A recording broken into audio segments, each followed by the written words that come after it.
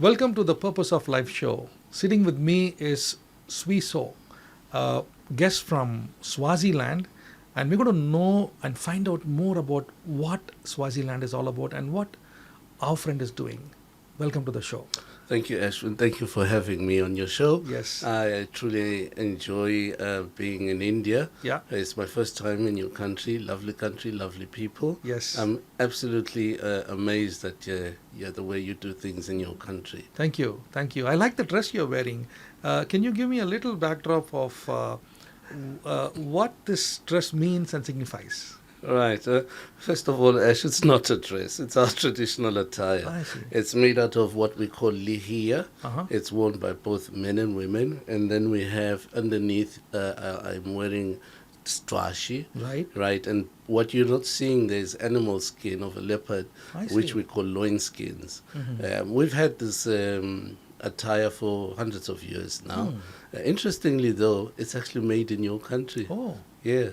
Wow. It's made in your country. We're importing it from here. Yeah. So that's pretty So interesting. it's very common in my country to find people dressed like this. It's formal.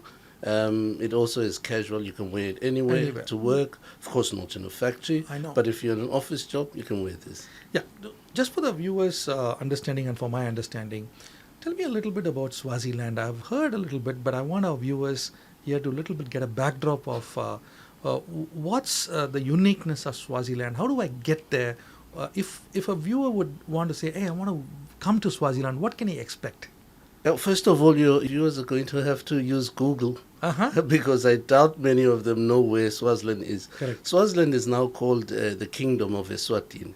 We were called Swaziland for the longest of time, but the real name for our country is Eswatini.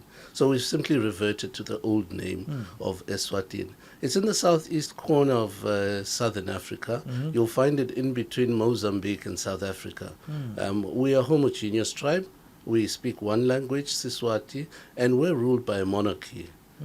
The uniqueness of it is that we still hold on steadfastly to our traditions. So our chief export is probably culture. So people will obviously know about Umhlanga, the reed dance. These are the things that are popular about my country. People come to see that. It's not much in terms of economy if you look at your country, obviously, but it is a very lovely place to be in. How's the weather like? Suppose if do you have, like in India we have hot, hotter and hottest. Is it more cold? Or what kind of weather can we expect if we come to your place? I think you guys have extremely hottest as well. I was in Ahmedabad. Yeah. The weather there was Yeah. creeping to the 40 Yeah. degrees. Our weather is pleasant. We have some cold during winter months, but otherwise during the summer months we have a temperate weather. Some places do experience heat, but our heat is 30 degrees. Okay, so Half manageable. of what you have. Okay, that's good to know. And also a little bit about your king and a little bit about how the system runs in your country. Very easy, really. I think that's one of our chief exports. We have a unique political system. We did try after independence to incorporate a Westminster type of government, but I think those people at that time failed at it. And over the years, we've consulted amongst ourselves to find something which is autochthonous to us. It's a homegrown democracy. We call it monarchical democracy. It's direct democracy, where the king is the ruler. But the king works within council, and the council is referred to as every Swazi who is above the age of 18 comes together at the Queen Mother's residence to talk about national issues.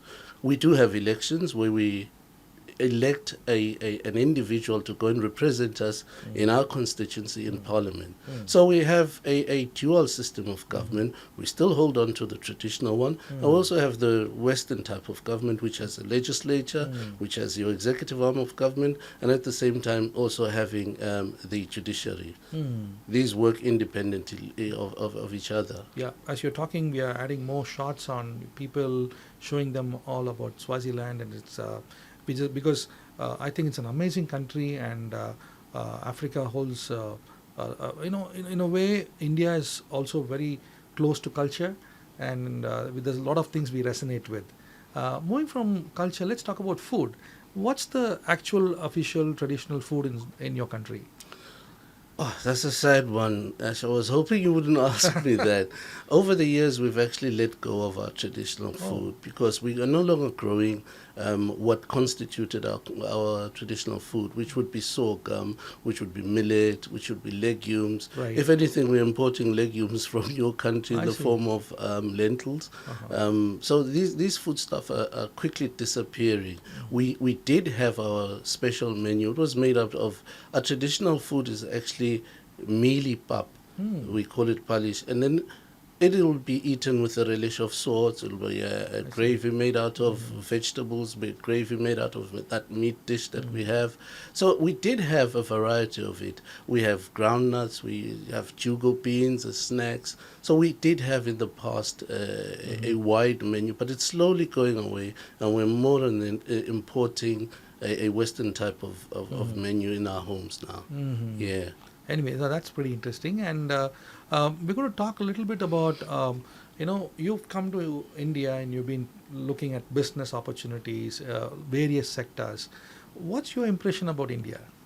I love it. That's very good. That's all I can say. I love Yeah. it. India is an amazing country. It's Yeah. exactly what I expected and more. Yeah. Look, Ash, if your country is doing good things, you're going to attract us to come and see exactly Exactly. what you're doing. That's the reason I'm here. Is look for business opportunities. Look at how we can collaborate with the Right. Indian business people and take whatever good that I can see here back to our country. Yeah. I can tell you now, we've got about 25 business people that are actually flying back home with me Right. because I've told them how lovely the country is and That's the good. opportunities that wait for them there. So Excellent. I love your country. Very good. Yeah. And India is a unique country where we really want to grow in business. It's got this vibration. It's a young country and amazing innovation happening here. I think we're the fastest growing country in the world, they say, and I can sense the pulse as we talk digital economy, as we talk about so many other sectors which is just mushrooming. And I'm very happy that your time here in India was very productive. And this program title is called Purpose of Life. Coming to your own life, just give us a little backdrop of how you see this title, Purpose and Life. What's your understanding on these two very powerful words? Actually, it's a very tough topic to talk about, purpose of life, because look, I'm a born again Christian. I'm a child of God, so I center everything around that fact. Right.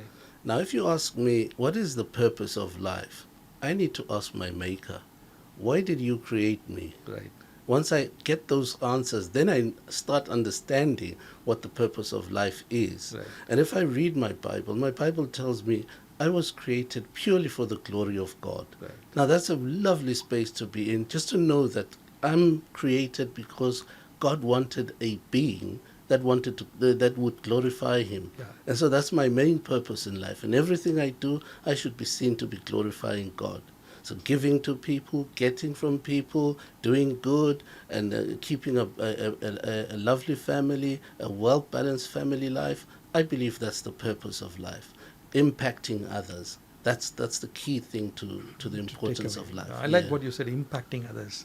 Because in whatever sector you're in, if you're not impacting, there's no meaning in, you may have a lot of wealth, money, but some people who have all that finally end up saying, what's the point in all this? Yeah, Christ tells us to impact people. Right. He says, "Be ye the salt of this world." Yeah. Now, salt does many things in the world. Yes, at that time there was even more purposes of salt. It preserved food. Right. It actually gave taste to food. Right. I know today we're being told to keep away from the salt, but Yeah. that's not the same. So industry Yeah. has taken so much out of our salt that it's become poisonous. But at the time Christ said these words, salt was good for us. So Christ says, "Be ye the salt."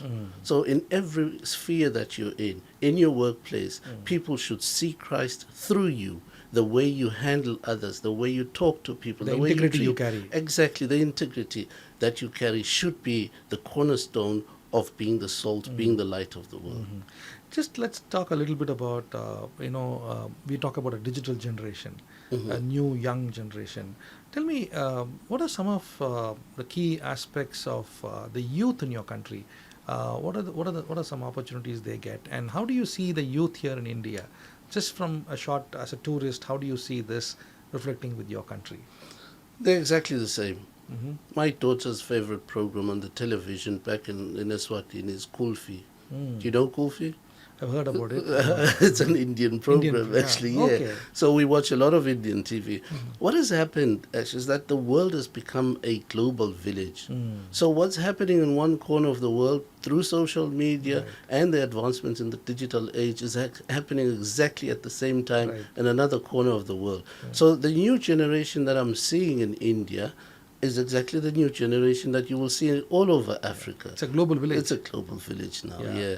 And I think people in India are also having a lot of exploration. They go visit places, and one of the things which I would like to really see is for people to understand more about your country, the culture, the food, and probably even business to strive. Because many still yet to explore your country. So I strongly believe that this small program could be a little platform to get a taste of your country. One last question. For viewers who are watching us today, I mean, yes, we talk about business, technology, you're talking about innovation, you also speak about a little bit of purpose of life. What would be your take for people who say, listen, I want to really make it big in life. I'm studying well, I want to make it big in business and all that. But what would be your take for a young person who's really aspiring to really achieve? What would be your take for that young person? As a grown man now, I've understood that men battle three things: Mm. who they think they are, who they really are, and who God thinks they are. I think if you can align these three so that who you think you are is exactly what God thinks you are, is exactly who you are, I think that's the first step to going into adulthood and getting all your ducks in a row, because a lot of young people are lost today. They're lost because the men in front who are supposed to show them the way have left their responsibilities and are not nurturing the young people. And it's not them. So they're trying to find their way in this jungle. It's a social media jungle. It's a tech jungle. They don't know what's going on. They don't know the purpose of life. It's a deep topic, a far deeper topic than what we're just covering on today. But the key thing is to start understanding who you are and what is your purpose in the fact that who do you think you are, and ultimately what does God think you are. If you can align these three, you're good to go.